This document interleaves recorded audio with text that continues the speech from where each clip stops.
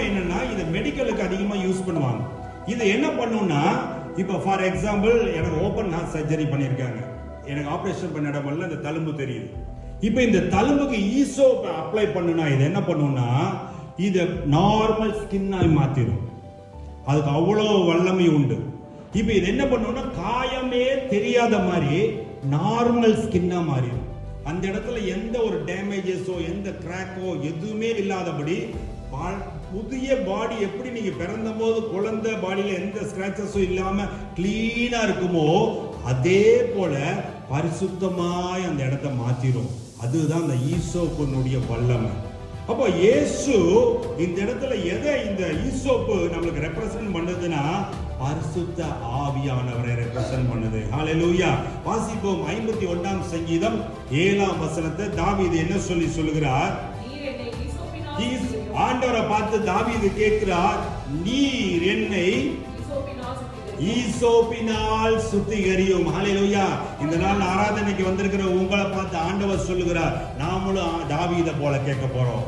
ஆண்டவரே, ஈசோப்பினால் என்னை சுத்திகரிங்க.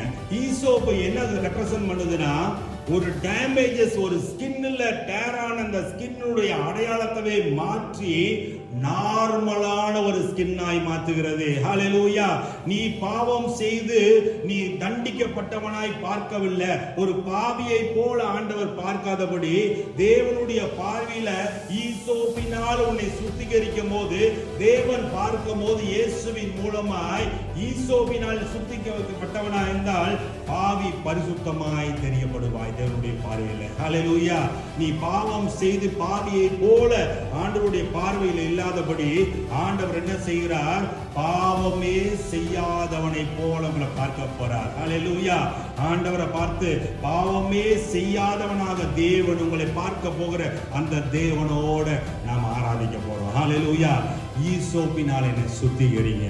அப்போ சிலுவையில இயேசுவுக்கு கொடுத்த அந்த ஸ்டிக் நேம் ஈசோப்பு. ஈசோப்பு என்ன செய்யுது? உங்கள் காயங்களை காயமே ஆகாத மாதிரி பழைய நிலைமைக்கு மாற்றுகிறது. அப்போ நான் பாவின்னு சொன்னீங்கன்னா உங்க பாவத்தை ஆண்டவர் போக்கிட்டார். சாப பிடிச்ச ஃபேமிலி அப்படின்னா சாபத்தையும் சிலுவையில போக்கிட்டாரு. இப்போ நீங்க ஒரு குறுகிய மனப்பாடமையோடு இருக்கிறீங்க, ஆண்டவருடைய சமூகத்துக்கு நீங்க போக முடியலன்னா இப்ப ஈசோப்பினால் என்னை சுத்திகரிங்க. ஹல்லேலூயா.